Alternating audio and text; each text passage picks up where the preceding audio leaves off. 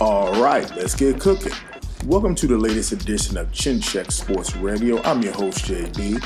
I want to thank you all for taking the time out to join us. And always, we welcome any suggestions, feedback, comments, and criticisms, which improves the quality of our program, which ultimately improves your listening experience. On this particular broadcast, I wanted to switch gears a little bit, and I wanted to jump in the Chin Check Radio time machine, and let's travel down memory lane to about 30 years ago, February 11th, 1990, Tokyo, Japan, and we're going to do our preview/review of the heavyweight championship fight between the undisputed heavyweight champion of the world, Iron Mike Tyson, against heavy underdog, 42-1 underdog, James Buster Douglas. Now, I've mentioned on previous broadcasts that I was 8 years old around the time this fight happened. Of course, being 8 years old, you're not really aware or know the nuances of boxing and really know the finer points of the sweet science, obviously, as one gets older. But I mentioned on previous broadcasts that I knew something big had happened. I definitely remember Mike Tyson's name being talked about in my household, going to friends and relatives' household, talking to older kids on the block, growing up in Newark, New Jersey. So I knew that this was pretty big from what everybody was talking about, including going back to school. Some teachers kind of let it slip what they were talking about, going through downtown Newark and hearing other adults speak. So you kind of knew that it was something, but again, being a young child, you really couldn't fully and truly understand the magnitude of what that fight meant, the shockwaves that sent really across the globe. We're talking about the biggest upset, not even in boxing history, but I would even say professional sports history. And we're going to compare some moments in boxing history and sports history, and you decide which one was the bigger upset. Now, going into that fight, really it was a tune-up fight, because the fight that everybody wanted to see and the fight that was on the table was a fight between Mike Tyson and Evander the Real Deal Holyfield. And Evander Holyfield was the former cruiserweight champion who had fought some great wars in the ring and was continuing his journey in a personal quest to himself of becoming the heavyweight champion of the world. And actually, Evander Holyfield was in attendance in Tokyo, Japan on that night with a $12 million guarantee to fight Mike Tyson. $12 million in 1990, that's a lot of money. And the actual stadium where the fight took place was actually where the Yuri Giants of the Japanese Baseball League, where they actually played. So definitely a tune-up fight to keep Mike Tyson busy, to prep him for the Buster Douglas fight. Now again, this is the Mike Tyson who, fresh off of a divorce of Robin Givens, being taken to the cleaners by she and her mother, Ruth Roper. Definitely was Mike Tyson there psychologically going into that fight.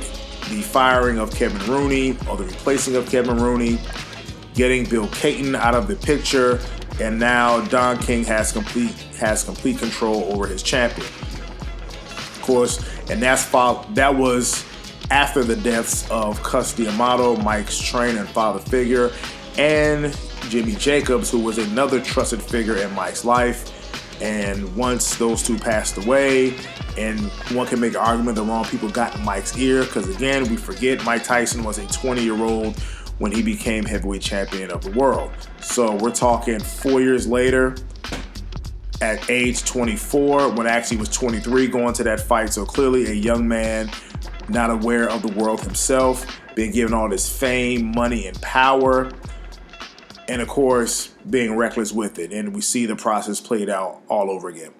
But on this particular episode, we wanted to break down that fight. We're also going to we definitely wanted to talk about its historical significance as well as from a boxing perspective.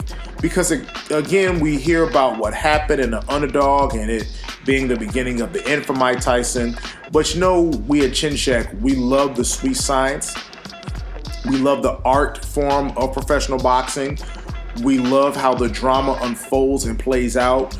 We love to see the strategy. We love to see the strategies working. We love to see how a fighter can adapt when things aren't going his way.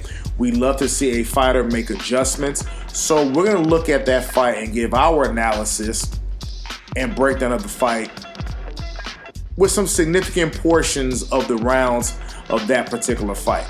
So Mike Tyson, 37-0, 33 big wins by KO. Mike Tyson was the WBA, the WBC, and the IBF heavyweight champion of the world.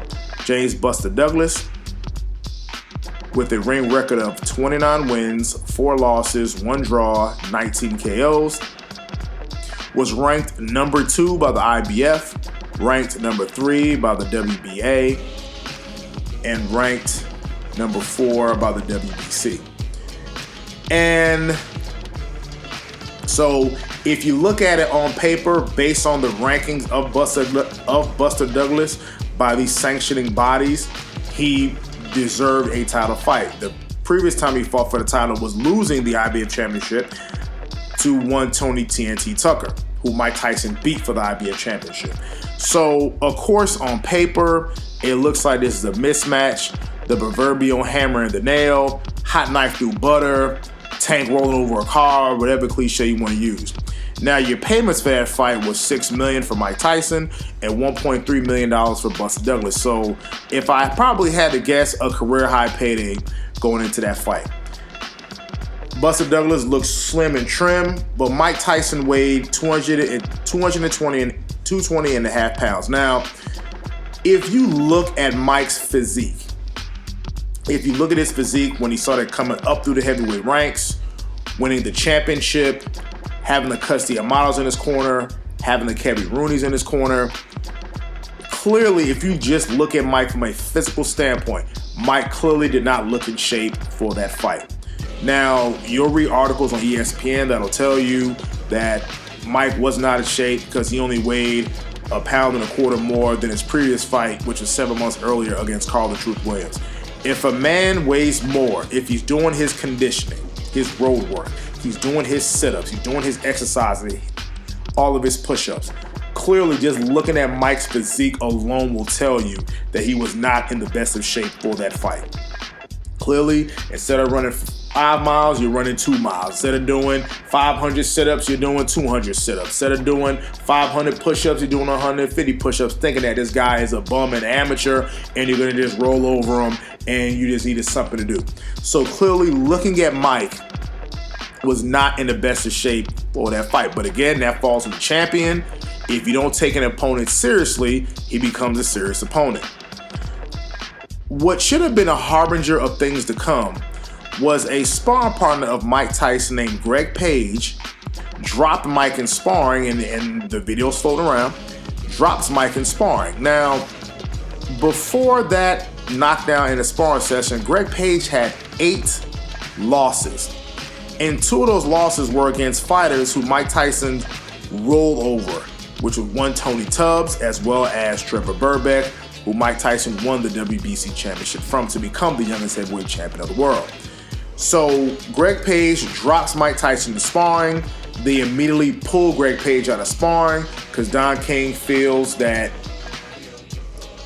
Page would one day possibly become an opponent of Mike Tyson, as Greg Page once held a version of the heavyweight championship of the world himself.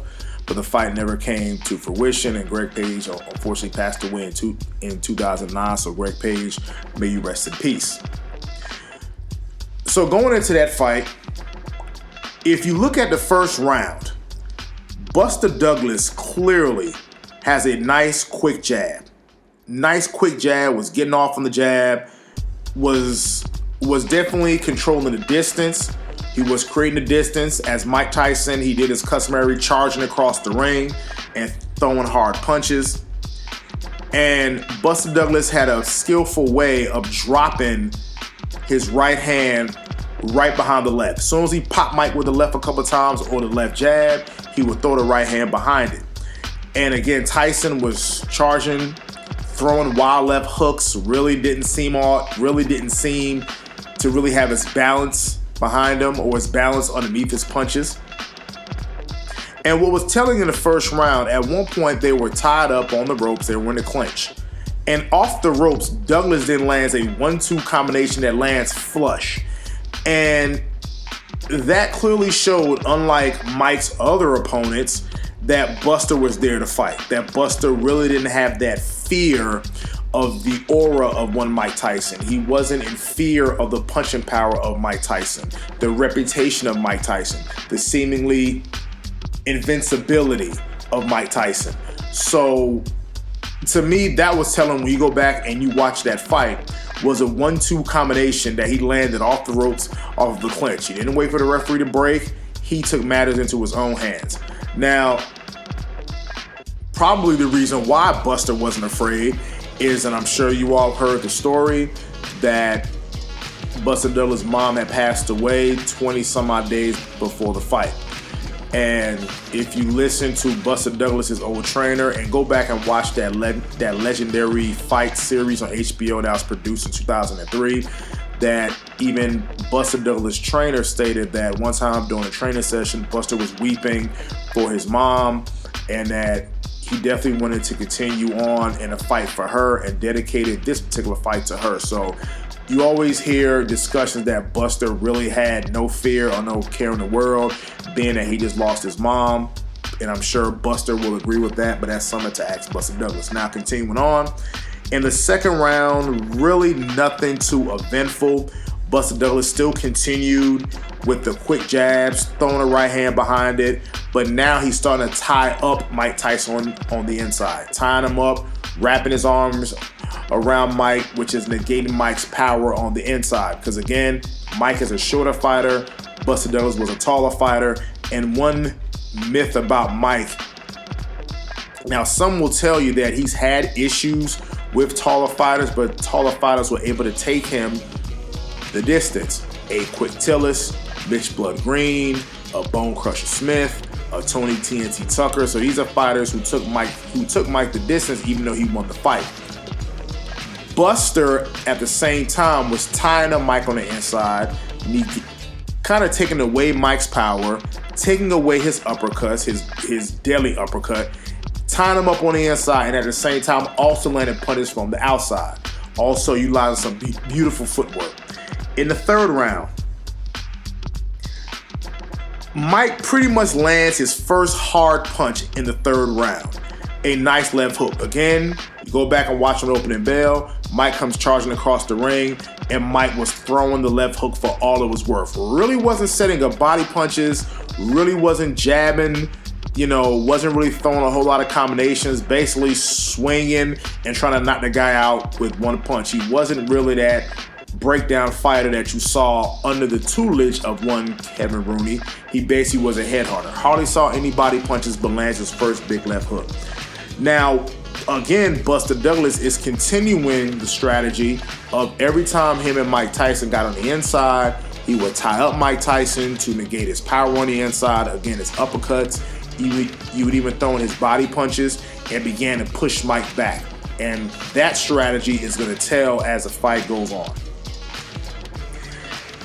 In the fourth round, Buster starts to land his left uppercut. So he starts sneaking his left uppercut in there, as well as his right hand. He still punishes Mike to the body.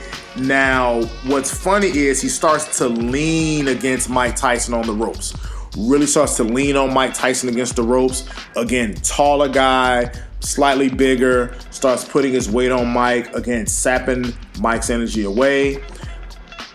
And definitely, I thought it was a great strategy. Again, landing hard right hands, fast hands. I mean, Buster Douglas's hands were extremely fast that night.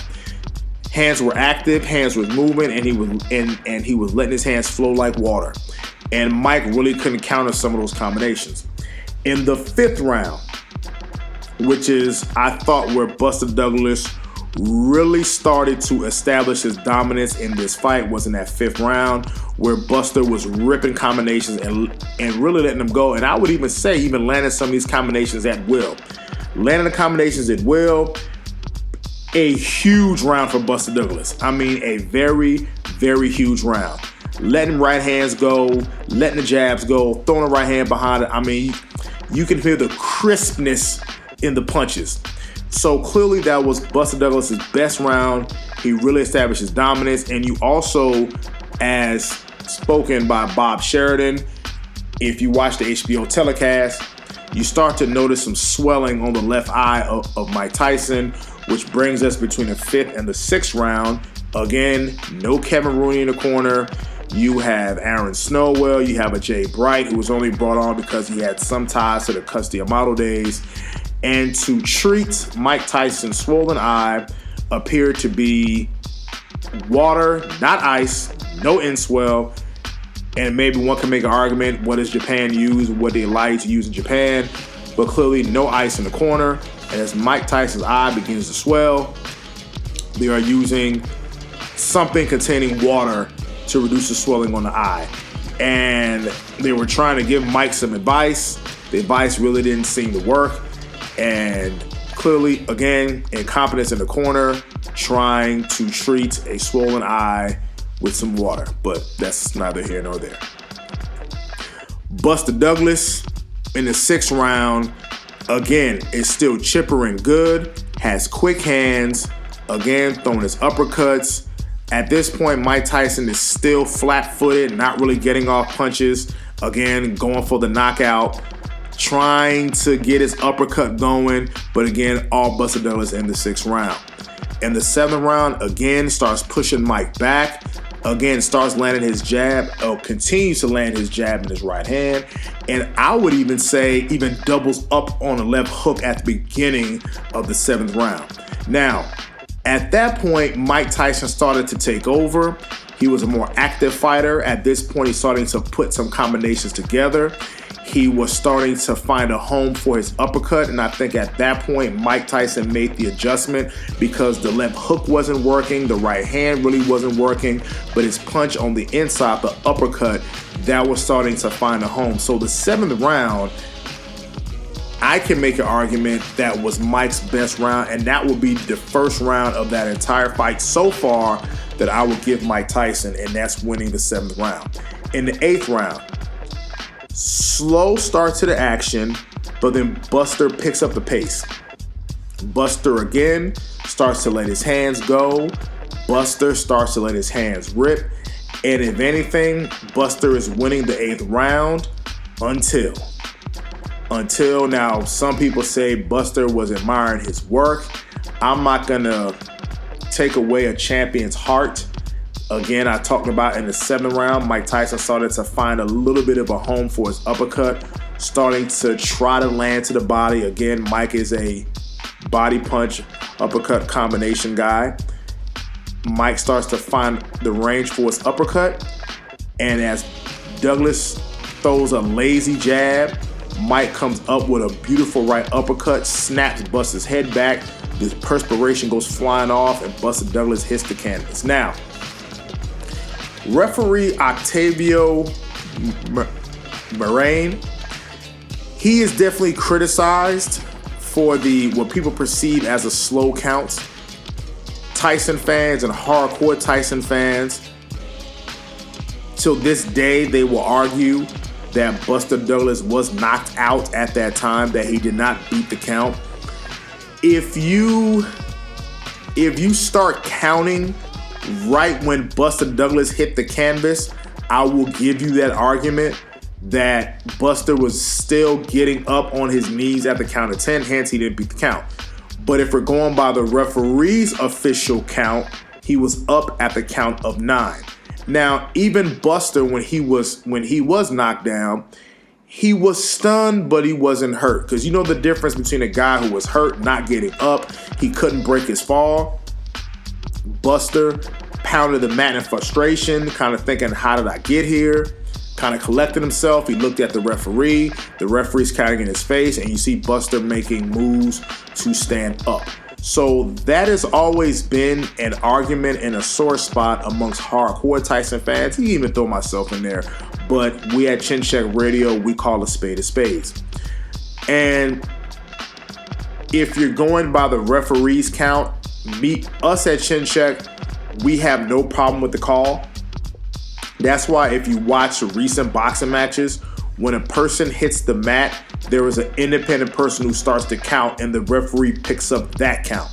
Now, also, if you look at that knockdown, when Mike Tyson knocked down Buster Douglas, Mike Tyson was not in the neutral corner, so he had to make sure Mike was in the neutral corner before he ran and he began his count. Now, if you look at beginning his count versus you start counting when Buster Douglas hits the canvas, there's a second off. So on the referee's count is 9, by our count is 10, but again, the referee's count is the official count. So had to get Mike to the neutral corner before he was able to begin his count on Buster Douglas. Now, people make an argument that he stopped and turned to see if Mike was in the neutral corner, but if you look at the video, he was actually still counting while he looked at Mike Tyson. So again, I've gotten to arguments with family members about it. I've gotten to arguments and playful arguments, and let me say that nothing that we're going to start fighting about, but playful discussions, healthy arguments, healthy disagreements, whether Mike Tyson in fact scored a knockout of Buster Douglas in the 8th round. I don't have an issue with the call. I thought the referee, he did his job. He made the call. Buster got up at a count of 9. Wasn't very stunned. Really didn't seem hurt. It was more of they call it a flash knockdown in boxing. Guy gets a quick flash knockdown. Knees kind of give way. But he doesn't have any debilitating effects after knockdowns, and that's what it looked like to me with that knockdown, a flash knockdown. Buster took a minute. He took the required count to collect himself, and eventually he got back on his feet. So you all can argue that point all you want to. Now, which was funny, one can make an argument that Buster was actually winning the 8th round, and I had Buster win the 8th round until that knockdown. And honestly, I would even say Buster was winning the 8th round big. Because if you look at that, Mike's knees, his legs wasn't really under him. That was just a desperate uppercut. Again, the heart of a champion to adapt and overcome. You're in there with a guy who's giving you everything that you can deal with. And you throw one last uppercut. You try to end the fight, but the guy gets up. And before we move on to the next round, if they went by CompuBox numbers or ShowBox numbers, any type of punch stat, they said Mike Tyson was averaging 25 punches per round. That's not good. Clearly, you're not in shape, so that's a combination of not being in shape, and the bigger thing is you're with the guy that's tying you up on the inside, negating your offense, and popping you from the outside. So in the 9th round, knowing that Buster was knocked down in the 8th, Mike Tyson comes out like a bat out of hell, and Mike is loading up on every punch to try to knock Buster Douglas out. And Buster Douglas begins, he's not hurt from that knockdown. He's still fresh, has bounce in his legs, and starts to open up on Mike Tyson. Throws beautiful combinations, getting Mike off, and you can hear the crispness in the punches. And at the end of that round, he has Mike Tyson trapped against the ropes, is unloading a fusillade of punches, but he just totally buckles Mike's legs, and Mike was badly hurt going into that 10th round. I mean, badly hurt. One can make an argument if that had been if the round was a minute more to go, the referee would maybe have a look into stopping that fight, because Mike took a beating at the end of that 9th round, a bad beating. In the 10th round, Mike Tyson he charges out of the corner, lands a hard right hand. So I think even Mike knew that desperation had set in. I think Mike knew that he was in serious trouble, because you have to think this is the first time he's really taken a beating. I know in a previous fight, I'm going to say the Frank Bruno fight, where he might have been rocked, but this is a fight where he was getting beat from pillar to post. I think Mike Tyson would never quit, but I think he knew in his heart of hearts that tonight is different. I think he knew in his heart of hearts that I need to change momentum. So I give Mike credit from taking the beating that he took, he came out in that 10th round, charged at him, because again, that's what a champion does. He charges at him, and I think that was his last ditch effort. Lands a hard right hand, Buster shakes it off, and then Buster, composes himself, and then Buster sets him up with 5 light jabs. He sets him up with 5 light jabs. Buster's moving his head around. He lands some jabs, and he lands about 2 jabs. They back up. He approaches Mike again, lands about 3 more light jabs, then uncorks a blistering uppercut. And you see the uppercut. You see Mike's head snap up. You see his head snap up. I mean, the little Jerry curl he had, you just see the juice flying off of it. Snaps Mike's head up. Then Buster lands a left, right, left combination. And that last left hand is a hand that drops Mike Tyson. That was a beautiful combination that Buster Douglas landed. To set him up with that jab, and even Buster says I was setting him up for that. Sets Mike up with 5 light jabs, lands a hell of an uppercut, and then lets rip a left, right, left combination. And that last left hand is what you see before Mike Tyson hits that canvas. And if you play it in slow motion, the rest of the sweat flies off of Mike's head. Mike gets hit, he gets dropped to the canvas. The referee then begins his count at the count of 2. You see Mike reaching for his mouthpiece. Now, I don't like these old sportscasters when they say Mike was reaching for his lost identity. I don't believe in that. I believe what Mike said. The reason why I was reaching for my mouthpiece because I figured they wouldn't let me go on without it. So I believe Mike's story. You have some of these sportscasters who say it was Mike. It was a metaphor for Mike reaching for his lost identity. BS. I think, and I believe Mike, when Mike says the reason why I didn't get up initially, because I was reaching for my mouthpiece because I knew that if I didn't have it in my mouth, they wouldn't let me continue. So he knew enough right then and there. Mike's reaching for the mouthpiece. He puts it in his mouth, stands up at the count of 9, and the referee stops the fight. Folks, I don't have an issue with the stoppage. I think Mike clearly was hurt. Mike was taking a beating. And I'm going to flat out say this, Buster was whipping his ass. And again, hardcore Tyson fans will tell you, well, he let Buster Douglas continue. Mike is the undisputed champion of the world. Why did he give Mike a chance to continue? Let me answer that question for you. And we're going to go cut the music. The reason why he didn't let Mike continue is because Buster was going to kill Mike. That's why. But folks, there is no way you can honestly say that if that referee was to let Mike continue in that fight, that Mike wouldn't have gotten hurt. Mike clearly was hurt. Mike done got the brakes beat off of him for the previous 10 rounds. You can only give Mike Tyson maybe 2 rounds out of that entire fight. And that last knockdown, it was just, like the man was hurt. There's no other fancy way to say it. Mike got the crap kicked out of him. So I don't want to hear that he should let Mike continue. No, Mike was hurt. And Mike was hurt bad. He was out on his feet. Hell, he was basically beaten up. The will almost beat out of him by the 9th round. So he takes his first time ever knocked down. It just was Buster's night, and really, that was it. There was really nothing to say about that. So Buster Douglas is a new heavyweight champion of the world. Again, sends shockwaves across the world. Evander Holyfield sees his guaranteed payday flushed down the toilet. And again, remembering how big this was, remembering how people felt after the fact, kind of opened my eyes to the world of boxing, to what was going on. And I remember, for those of you who are professional wrestling fans, if you watch the old school, well, now it's the WWE, World Wrestling Entertainment, but back then it was the World Wrestling Federation.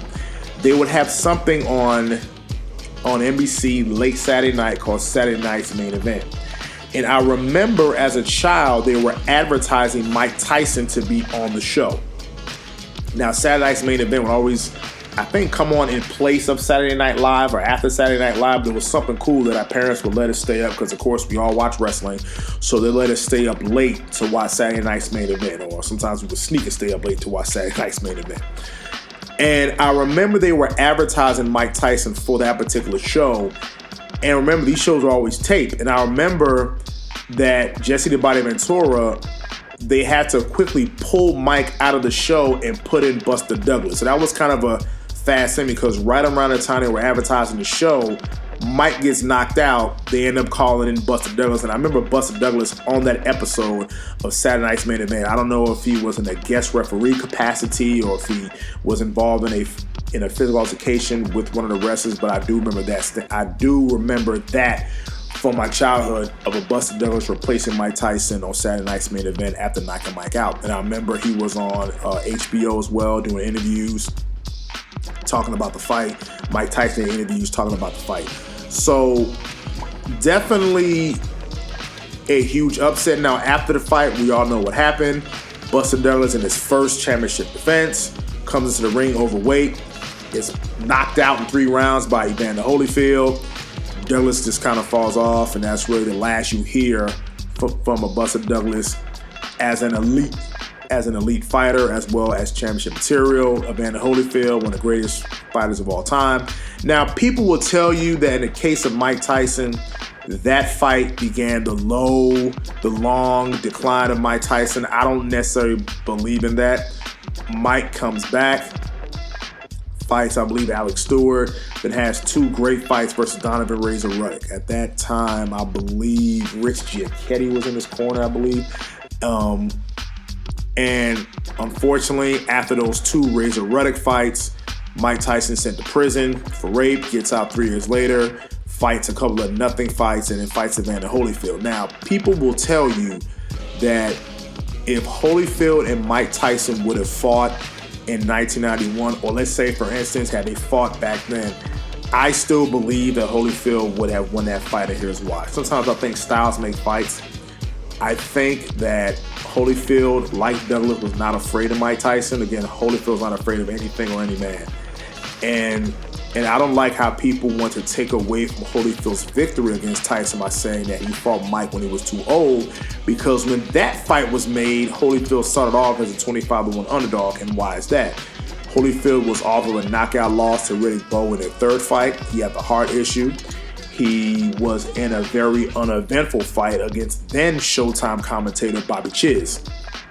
So off the Riddick Bowe fight, off of an uneventful fight versus Bobby Chiz, well, that was stopped for strange reasons, where Bobby Chiz complained of eyes burning, and his trainer said, no, let me say it was your back, and it really wasn't one of Holyfield's great fights. And I remember it was like a whole heavyweight boxing card that night in Madison Square Garden. So, and again, this is Mike Tyson off of the Peter McNeely fights, also off of the Buster Mathis fight, the Frank Bruno fight, and the Bruce Seldon fight, which is the night that Tupac Shakur was killed. So that was September of 96. He fights Holyfield 2 months later. Again, Holyfield was seen as the washed-up fighter. So you can't say now that victory was a fluke, because had he fought 91, I think Holyfield wasn't afraid of Mike.